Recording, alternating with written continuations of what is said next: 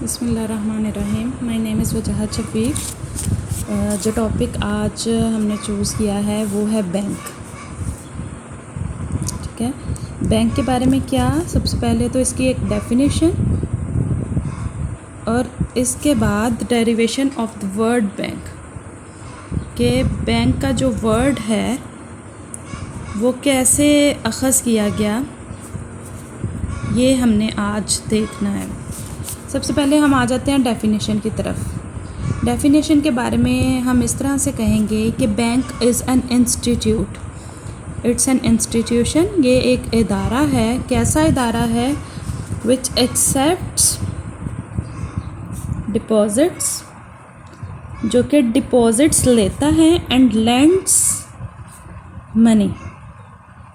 ठीक है, बैंक एक ऐसा इंस्टीट्यूशन है, एक ऐसा इदारा है जो कि डिपॉजिट्स को एक्सेप्ट करता है और मनी लेंड करता है।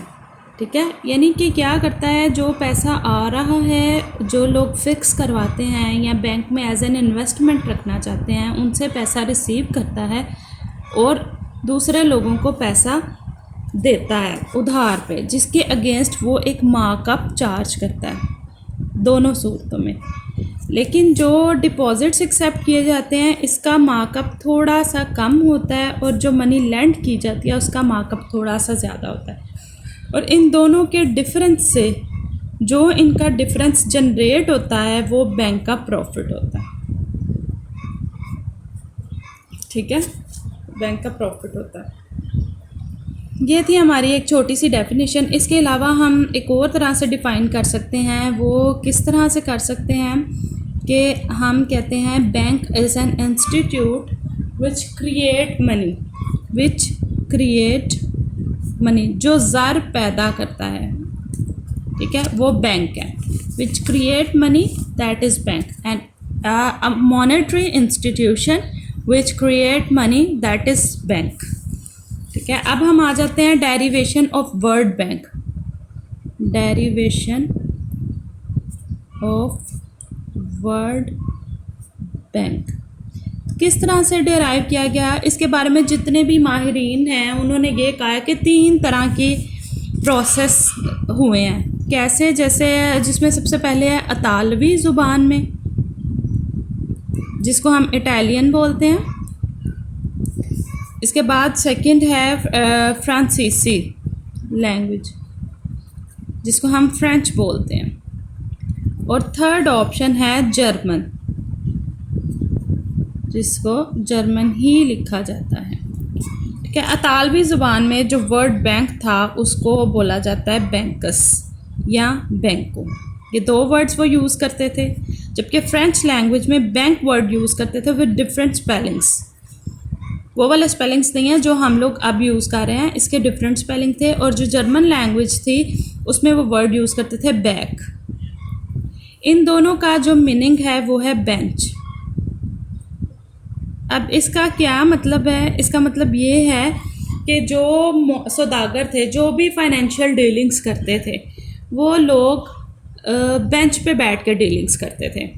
इसलिए बेंच से वर्ड बैंकस, बैंको या बैंक अख़ज़ किया गया। और उसमें होता ये था कि अगर कोई शख्स ऐसा है जिसका कर्ज़ बढ़ गया है उसके अपने पास मौजूद रिसोर्सेज से, यानी उसके पास अपने कर्ज़ पे ऑफ करने के लिए पैसे नहीं हैं, तो उसका बेंच तोड़ दिया जाता था। और जब बेंच तोड़ दिया जाता था तो उसको बोलते थे बैंक करप्ट। ठीक है, जिसको हम उर्दू में बोलते हैं दिवालिया। ठीक है, इस बैंक करप्ट कौन है? जिसकी लाइबिलिटीज़ ज़्यादा होती हैं एज़ कंपेयर टू एसेट्स।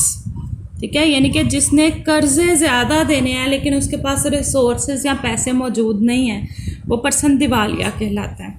इसके बाद हम आ जाते हैं जर्मन के कॉन्सेप्ट की तरफ। जर्मन ने बैकवर्ड यूज़ किया था बैंक के लिए जब इटली ने जर्मनी पे कब्ज़ा कर लिया, तो इन्होंने इसका वर्ड चेंज करके बैंको कर दिया।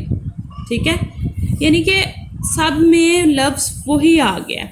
इसका मतलब ये है, इस सारी चीज़ का लबे लबाब ये है कि जब भी ये डिस्कस किया जाता है कि वर्ड बैंक किस तरह से डिराइव किया गया है, तो हम यही बोलते हैं ये इटालियन लैंग्वेज में लफ्ज़ बैंको से डिराइव किया गया है।